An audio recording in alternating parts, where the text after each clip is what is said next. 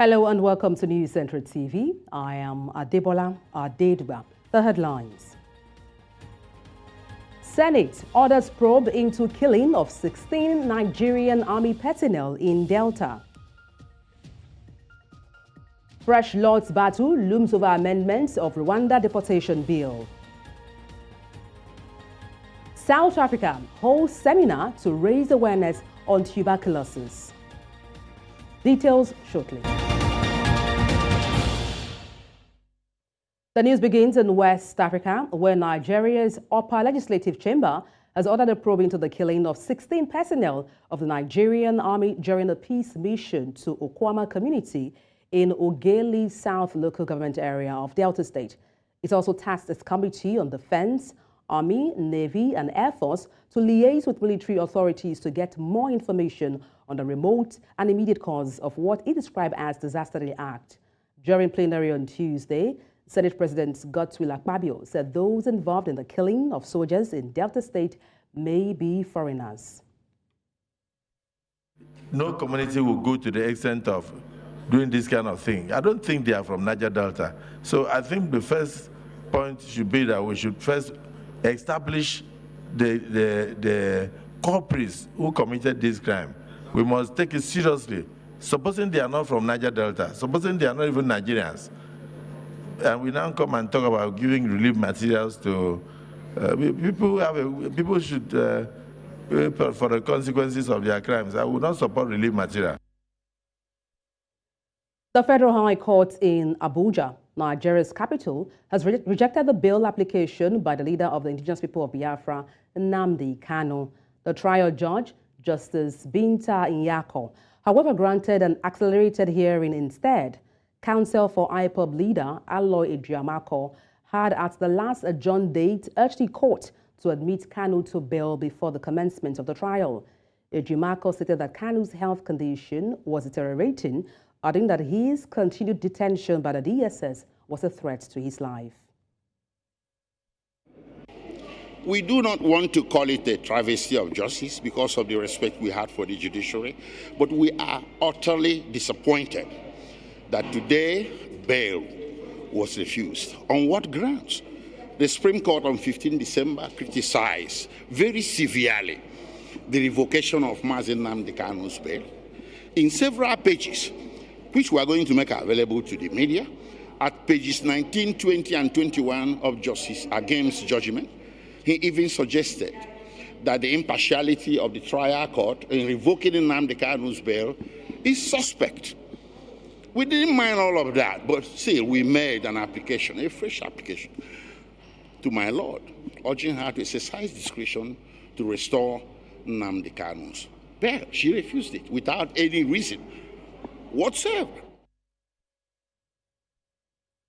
As the 7-day warning strike by members of the Senior Staff Association of Nigerian Universities, SANU, and the Non-Academic Staff Union, NASU, enters its second day on Tuesday, grounding activities at the nation's public ivory tower, the federal government has criticized the action of the non-academic staff, saying that the withdrawal of their services is contrary to the provisions of Section 18 of the Trade Disputes Act.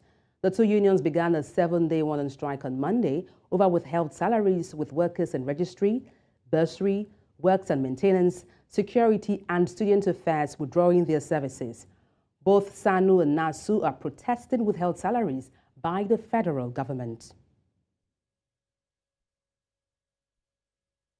And still on the strike, academic activities were partially disrupted at the nation's premier tertiary institution, the University of Ibadan, even as members of the Senior Staff Association of Nigerian Universities and their affiliate union, the Non-Academic Staff Union of Universities, boycotted their duty post. This complies with a national directive for them to down tools over the inability of the federal government to meet up with the 2009 agreement it reached with the union, amongst other contentious issues.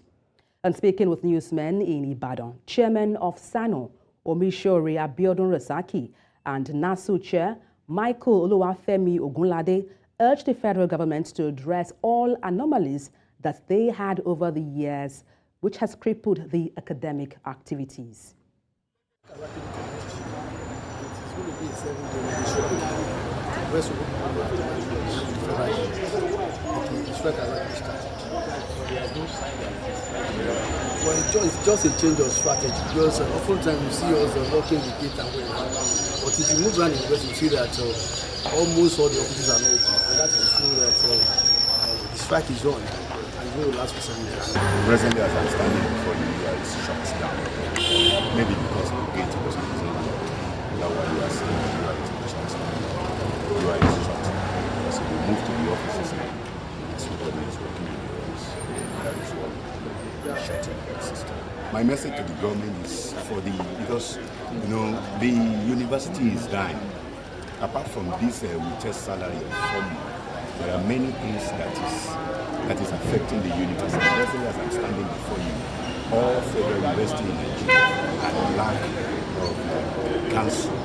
Promotions cannot be done. There are many things that cannot be done because most of our things that we are doing in the university, we are having the governing body, which is the council. And since the inception of this president, the government has scrapped those council.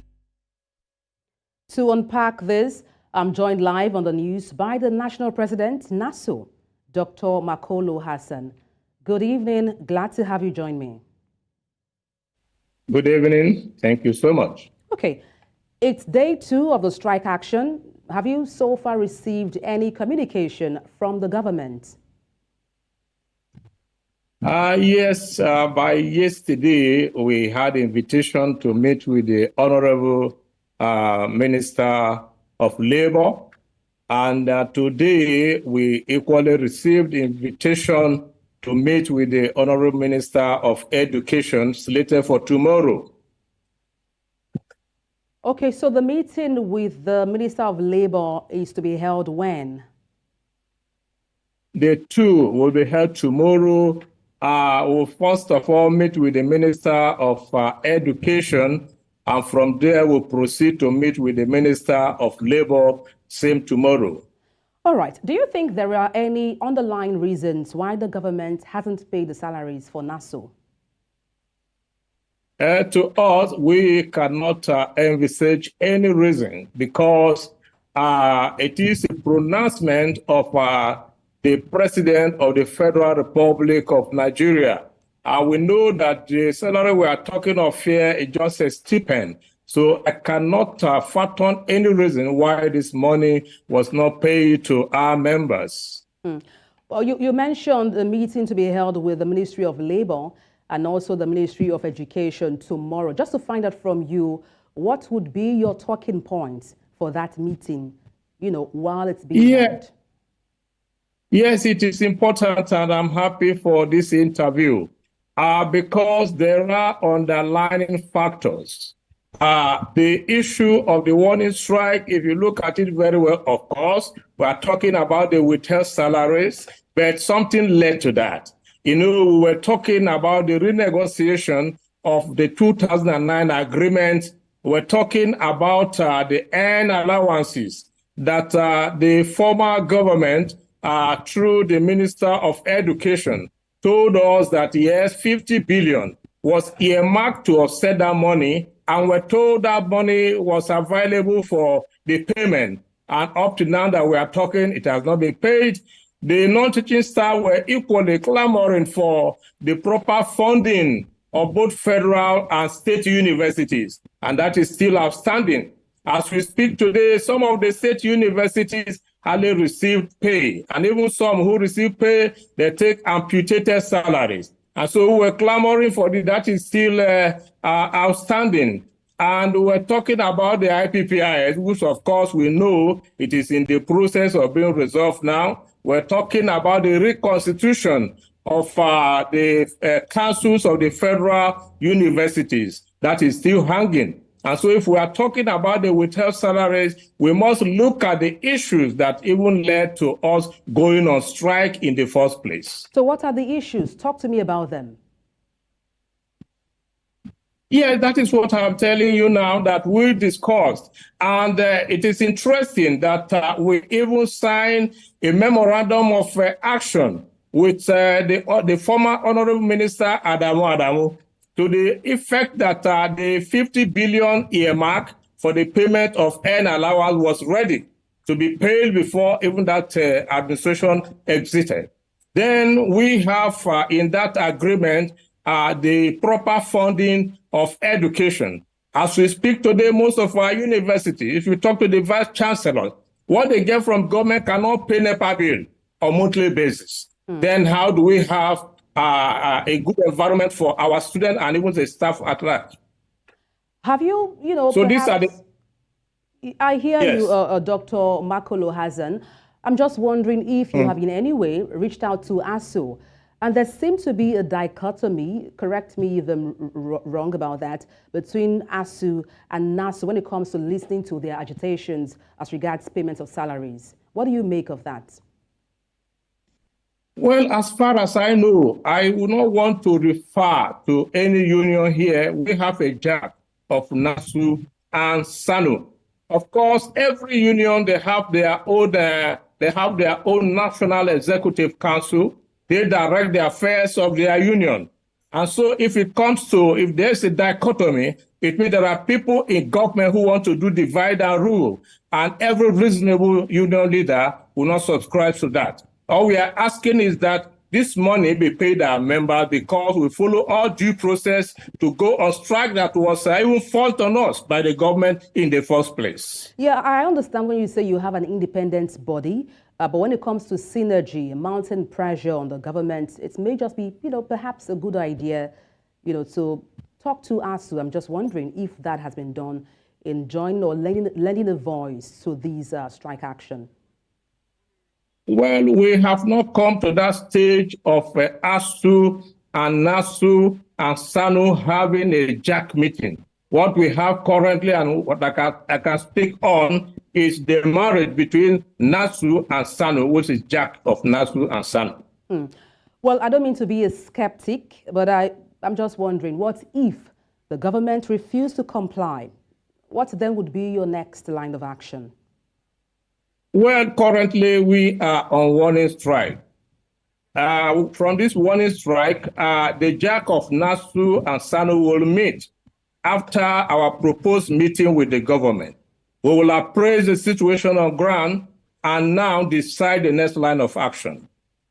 Well, thank you so much. We'll keep tabs with you regarding any development on this. Thank you so much, Dr. Makolo Hassan, the National President for NASU. Thank you once again. Thanks a lot. The Patriots, a group of eminent citizens led by former Secretary General of the Commonwealth, Emeka Anyoko, earlier on Monday held a national dialogue on the constitutional future of Nigeria. The national summit, which is aimed at mobilizing Nigerians towards a new, prosperous country, is in honor of constitutional lawyer, late Professor Ben Nwabueze.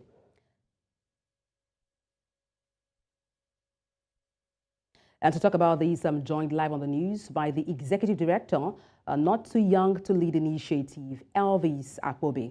Good evening. Glad to have you join me. Good evening. Thanks for having me. Now, the Nigerian 1999 Constitution has so far been amended 5 times. And there are arguments as to if there's been any major impact. Do you think amending the Constitution is the bane of our challenges in Nigeria?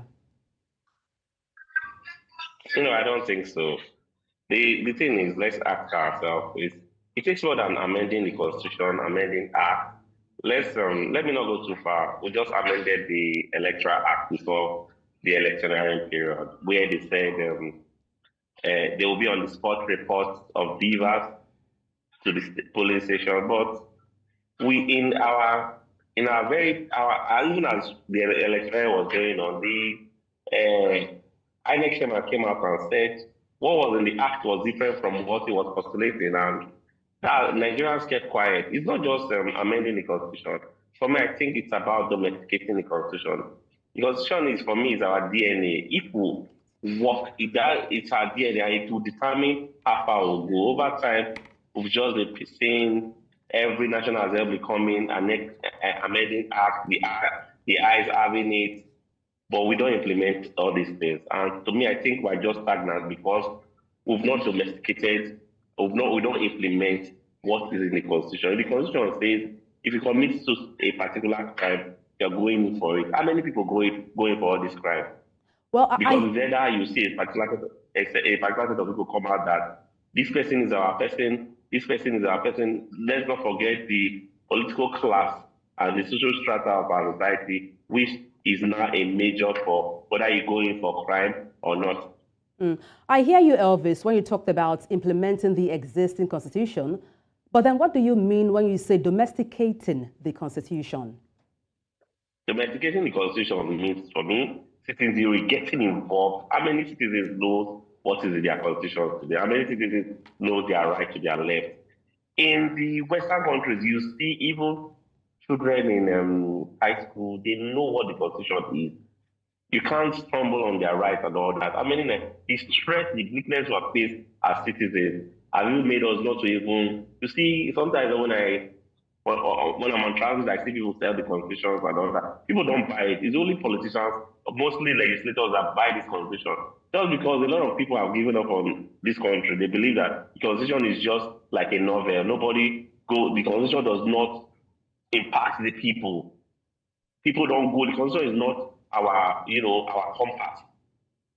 And they see it as a fugazi that is fake. People don't subscribe to it because we don't implement it. If the constitution says this is how it ought to be, you see the what's it called, judiciary will come and explain it another way again. They will tell you what's like a particular precedent, judging from a particular judgment, which is this, and you see today is affecting our growth as Nigerians.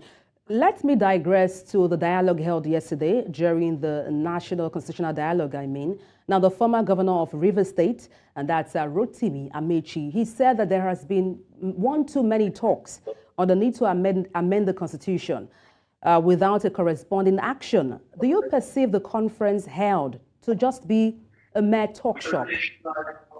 Yeah, for me, I will categorize it as a mere talk shop. Let's ask ourselves. It's not just coming up, inviting people that have good, influential names to talk. Check through the roll call of people that were there. Did you see any young person, any amazing leader in that conference? No. And they said it's a dialogue that has to do with the future of Nigeria. How do you talk about the future of Nigeria in the absence of the future of Nigeria, which is basically the young people? So for me, these people that are just playing political shares with our future. And I just pray, if you push the citizenry to a particular place, they will push back. I think that's where we're going to as Nigerians. Talking about the class of people, one of the highlights of the National Constitutional Dialogue is the need to involve elders with the National Assembly to deliberate on these amendments. What's the significance of involving elders in this process, Elvis?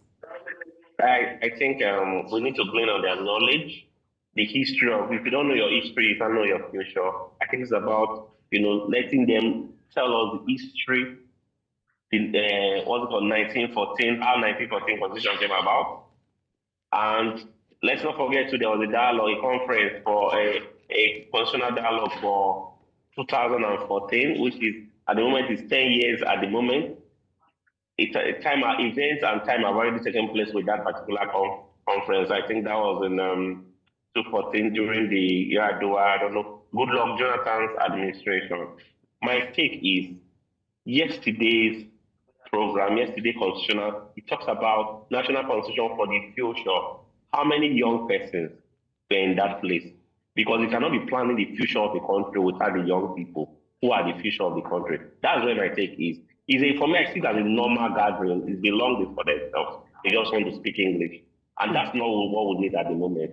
Because Nigeria is in a critical stage at the moment where if we talk, we'll act. Talking about 1914, there was also a call to probe the 1914 amalgamation of the Northern and Southern Protectorates. Of what relevance is this, Elvis? Fine. As at that time, for me, I wasn't born yet, but history has it that our constitution was done not based on the interest of Nigeria, but based on personal interest, based on regional interest. I think that was not about the probe of that constitution. But over time, we've seen amendments, but they are not being implemented, which for me is not too good. At the moment, I always state in every platform I find myself, if we have good citizenry, we will have good leadership. If we domesticate the DNA of our country today, which is the constitution, Nigeria will be on the right pedestal. But at the moment, we're just moving like we don't have direction. The news coming out daily are not inspiring. Young people who are the same, the pivotal state natural resources we have as a country, they are escaping Nigeria. Why the older generation keeps sitting down, talking without acting. But from, I believe, nature abhors vacuum. Mine is, I was privileged to engage in particular. I told him, are you happy the kind of Nigeria you leave behind for your children? He couldn't respond to me.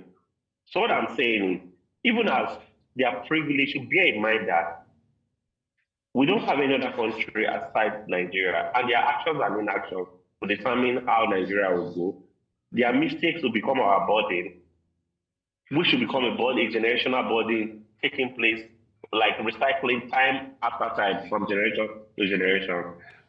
And that's the most we can take on this edition of the news. Thank you so much for your expertise on the news.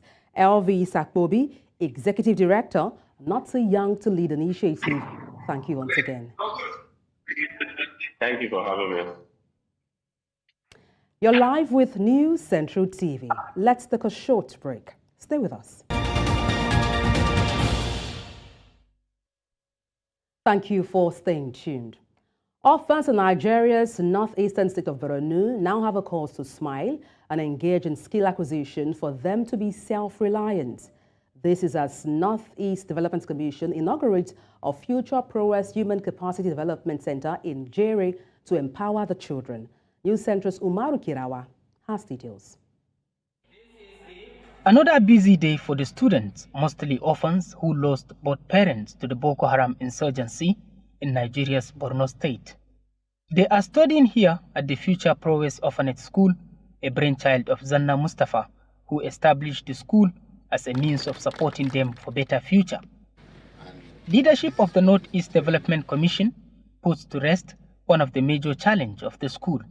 I hereby declare open this center for the benefit of humanity and those who have suffered under the insurgency. This effort has rekindled hope for the orphans in their course of acquiring knowledge and skills in the school. Government cannot handle the magnitude of works that is on the ground. So that's why we are here to complement government's effort. We've just started with the first set of students, 30 girls, 20 boys. So we've just done that for them to be the last lap of the training program after they might have written their WAEC and others.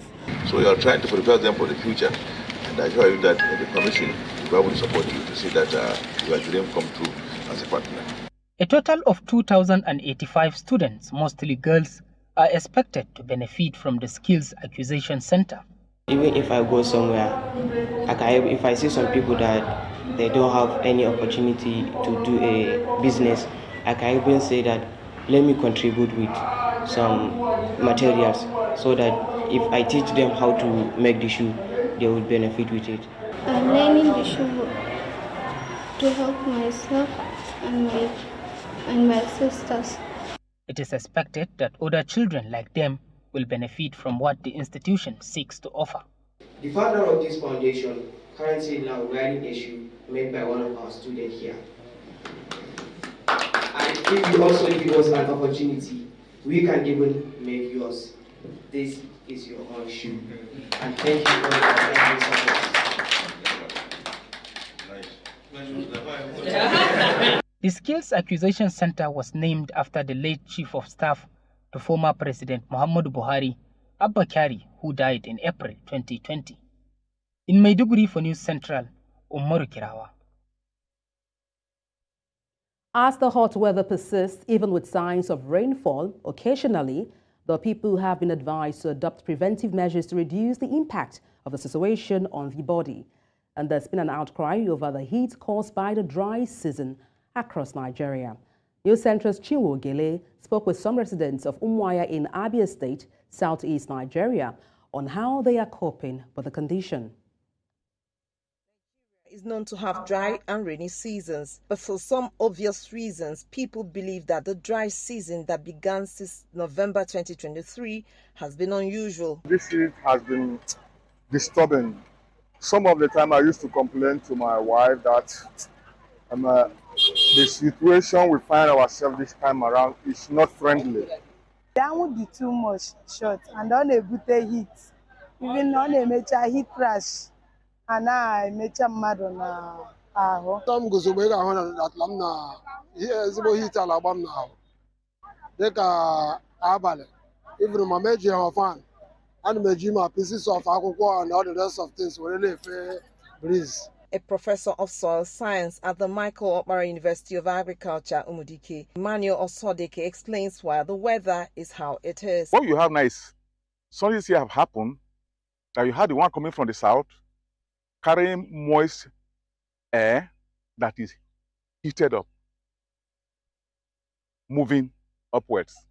Then you had one coming from the south, from the north, dusty, very dry, coming from the south. These are the two winds that is going through this country that is giving rise to what you have today. The masses experience heat day and night, but those whose daily businesses require them to take in more sunlight may just be exposing themselves to health hazards. Now, the cost to human is very, very serious.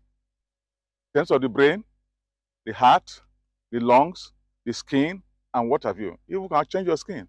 Can even lead some extreme cases if it's so hot, lead to cancer. Professor Sodeke also proffered ways out of the uncomfortable situation. But you must look for where, look for under the shade, somewhere, and stay for some time. When you whatever, so wear light clothes, go to an area that is relatively cool, close by the sea, look at the ocean, or take a bath, maybe 4 or 5. If you're taking 1 or 2 times, take a bath 4 or 5 times if you have water. Then drink a lot of water. Like what I always do is to keep my hand outside to make sure there is breeze inside the car, and all my windows shall be open. Some people have even attributed the extreme heat experienced to the alleged depletion of the ozone layer. The only way to live with the condition is to adopt best practices whilst waiting for the rains to come in full. In Omahefo News Central, Chinwe Ughelli.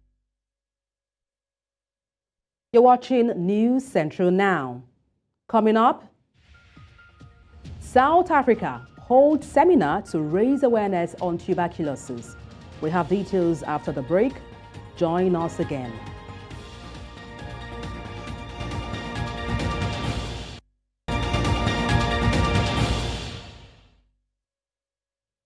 Tuberculosis continues to be a significant public health problem in the African region.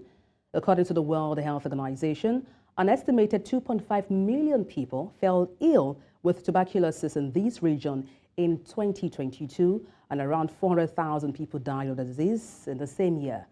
Both TB and HIV pose another major challenge on the continent. In 2022, approximately 20% of new TB cases were reported among people living with HIV and AIDS, reflecting the heavy burden of HIV in the region. However, tuberculosis can be cured if those with TB are identified, start and adhere to their treatment. To discuss these and ways to help, solve this issue, the Human Sciences Research Council is hosting the World Tuberculosis Day seminar in collaboration with the South African National AIDS Council and the Aurum Institute to create awareness around tuberculosis in the week leading up to Tuberculosis Day on Sunday. And to help unpack these, I'm joined live on the news by Senior Research Specialist at Human Sciences Research Council, Dr. Jeremiah Chikovore. Good evening from here. It's a pleasure to have you join me.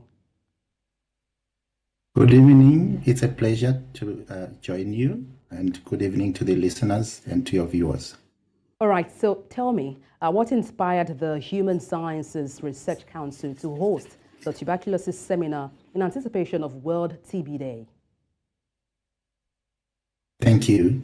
So the Human Sciences Research Council is a research organization that is based in South Africa, and it's one of the largest research organizations on the continent.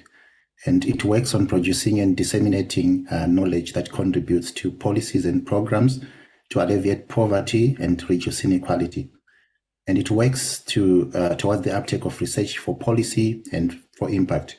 So collaborations in the work of the HSRC are critical. So in the lead up to the World TB Day that is coming up, the HSRC has joined hands with the Oram Institute and SANAC, or the South African National AIDS Council, to hold a seminar and share findings from research reflections on the topic of tuberculosis. And this, as you say, is a major and persisting problem. So joining hands to address this issue is critical. Now, beyond sharing details on the findings of tuberculosis, what other key messages do you participants will take away from the seminar? So, as you rightly say, tuberculosis is curable. It is treatable if it is identified early. So I think it's a tragedy that we continue to have deaths of this magnitude happening for a disease that is curable. And it is a disease indeed of inequity and inequalities. So part of the intention was to continue to highlight that tuberculosis is treatable, but also that tuberculosis intersects very closely with HIV. And as we treat HIV, we also need to be mindful of how our efforts can also contribute to the lessening of the burden of tuberculosis. These diseases are so intertwined that they've been called a syndemic. And we have seen from the trends in South Africa that when you work, we put effort into HIV/AIDS, that can put a dent on tuberculosis. So that is another critical message. And also, we also know that even though knowledge about tuberculosis in the South African population is high, there are still some misconceptions and some gaps. For example, people do not appreciate that tuberculosis is a leading cause of death. And we need to continue to highlight this message, to make it, to publicize it. And also that we indeed still have some people who acquire tuberculosis when they are HIV positive and they are not on treatment. That also is a tragedy. HIV/AIDS can reduce challenges related to tuberculosis, and we need to rope in as many people onto it as possible. So these are some of the key messages that we can highlight. Well, there's something you said which I find very critical, which is you mentioned there is a high rate of tuberculosis in South Africa. I'm tempted to ask you why. So South Africa is indeed one of the high burden countries across the world. And to answer that question, it is indeed a complex background to it. But one of the primary reasons is that tuberculosis, indeed as it has moved around the world, has been driven by HIV in part. So in Africa, tuberculosis has been driven by HIV, but also by people who live on the margins, who live in precarious conditions. And so all those conditions intersect and put people at risk. But we must say that as South Africa has intensified its effort in terms of dealing with HIV, we have started to see also the benefits in terms of tuberculosis. However, it still continues to be a big problem, and we need to address it concertedly. Dr. Jeremiah, in your field of research or work, have you noticed any recent advancements in tuberculosis research that you find promising? In my field, and I must say I'm Dr. Jeremiah, and I'm a social scientist, a public health social scientist. So my interest is really in issues of equity, ensuring that people are treated equally, they have equal access according to their needs, to amenities, to health, basic needs. So one of the interesting developments I have noted recently is the attention that is being given to the issue of nutrition and tuberculosis, how those two intersect. And this is an issue that is continuing to grow, and some colleagues working in Asia have been highlighting this issue, and we are starting to see it becoming more and more visible, but also in the broader context in which there is growing effort on how tuberculosis leads to what are called catastrophic costs and put people deeper into poverty at the same time that people are exposed to tuberculosis by poverty. These to me are interesting developments, and I think as a person who is interested in equity in health, I look forward to seeing stronger conversations following along those lines. But outside of my area, there are other developments that are happening that are biomedical and that are encouraging. And I certainly, people who work in those fields would be able to testify on those developments. Well, thank you so much for your insight on the news, Dr. Jeremiah Chikovore. Thank you once again. Thank you for having me. Goodbye. In East Africa, the British government's Rwanda deportation bill could face further delay after Labour promised to try and change it again in the Lords. On Monday, MPs voted down 10 amendments to the draft law proposed by the House of Lords earlier this month with Labour, but Labour pairs will try and reset 5 or 6 of the proposed changes when the bill returns to the Lords on Wednesday. It means the bill might not become law until after Parliament's Easter break and could threaten Downing Street's ambition of getting the first flights to Rwanda off the ground before June. The proposed law aims to ensure the UK can deport asylum seekers to Rwanda by declaring it to be a safe place.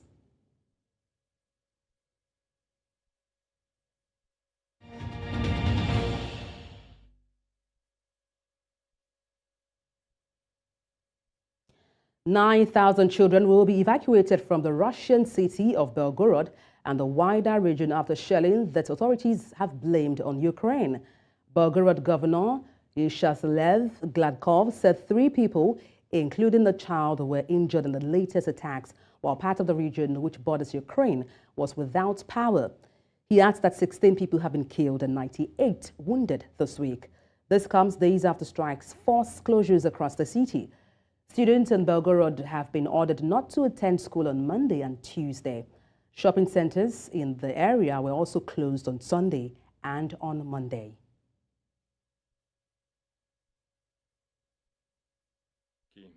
Всего у нас за неделю погибло 16 мирных жителей, 98 человек у нас ранено, в том числе вот девочка, округ.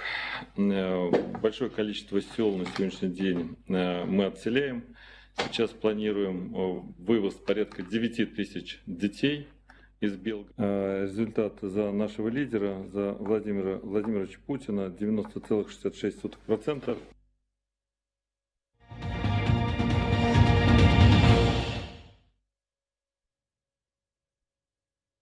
Nigeria's food inflation climbed to 37.92% in February on the back of higher prices items like bread and tomatoes, potatoes, yam, and other tubers and cocoa.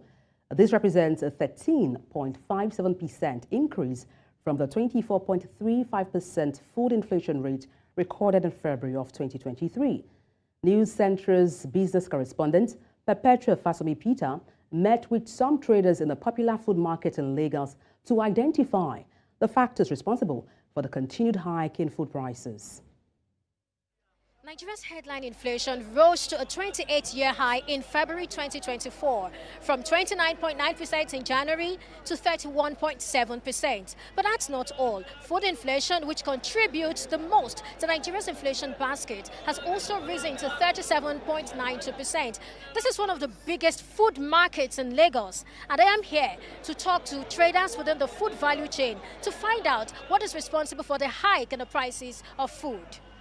Like Sanfara, before, the farmer used to go to farm and produce much and more of onion. But due to the insecurity, kidnapping, and other things, they cannot be able to go to farm and produce. The little one they are producing, they must put money to it. For our side, I mean that our farmers, we bought fertilizer last year, 25,000. This year, we are buying the fertilizer, 50,000. Some 55,000. Insecticide that we bought last year, 15,000. This year now we are going to buy it 50,000. per 1 liters. Fuel wey don cost, na im dey cost everything wey dey cost like that. Because motor wey dey carry like 600 before from Kaduna or Niger called Lagos. Now they reach like 2 million something. Identifying these issues may not be enough, as these traders and indeed many Nigerians are increasingly struggling to feed. The question remains, what solutions can be implemented to address these crises and ensure Nigerians have access to affordable food? So if you see government don't help them for foil, everything will go down. It will go down. Everybody go happy. If you know, if you happy. But we have different border. As they open Niger zone, let them open Benin Republic, where they'll be bringing rice and other essential goods to Nigeria. Inflation erodes the purchasing power of cash over time. To address food inflation in Nigeria, the government must deploy both monetary and fiscal policies at its disposal, while ensuring that no sector of the economy suffers, even as it continues to drive the much-needed reforms in the country. In Lagos, for News Central, Perpetua Fasami Peter.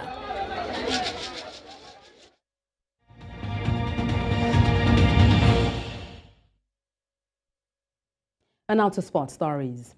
Nigerian athletes continued their impressive showing at the African Games, with a quartet of sprinters booking their places in the highly anticipated men and women's 100-meter finals. Consider Ekanem won his semi-final in a time of 10.37 seconds ahead of Ghana's Aga Barnabas, who clocked 10.42 seconds. Oshoretia Eshekiri also won his semi-final with an impressive 10.29 seconds in a photo finish. In the women's event, Olajide Olayinka surged past Congo's Natasha Akamabi in the final 20 meters to secure her place, while Justina Eyakpobenya dominated her heat from start to finish, crossing the line in a time of 11.61 seconds. Sudanese giants Al Ahly have announced that they have received preliminary approval from the Tanzania Football Federation to play in the Tanzanian Premier League. This as a result of all football-related activities in Sudan being suspended since the war broke out in April 2023, leading to the last season and the current one of the Sudanese Premier League to be called off. According to a statement from Al Hilal, the Tanzanian Football Federation gave preliminary approval pending the adjustment of the rules and regulations. As a result, several Sudanese clubs have requested to play in the leagues of neighboring countries, but the country's biggest club, Al Hilal, seeking to participate in the Tanzanian Premier League. The Nigerian Football Federation has confirmed that Finidi George will be in charge of the national team, the Super Eagles, when they play Ghana and Mali in friendly games this international break. The Super Eagles have been without a handler ever since Jose Pizarro's contract ended on February 29th. The Nigeria Football Federation invited 27 players for these two encounters, 10 of whom have reported to camp at press time on Tuesday, March 19th. They include Glasgow Rangers striker Ciro Desses, Bayer Leverkusen forward Nathan Tella, Hetayospor Fisayo Bashiru, and Cardiff City's Jamilu Collins. Now, all 5 players were not in the Nigerian squad that reached the final of the 2023 Africa Cup of Nations in Côte d'Ivoire last month.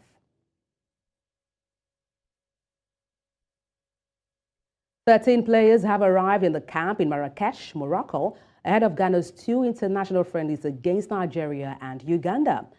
The Black Stars will play 2023 Africa Cup of Nations finalists Nigeria on Friday, March 2nd, before taking on the Cranes of Uganda on Tuesday, March 26th, 2024.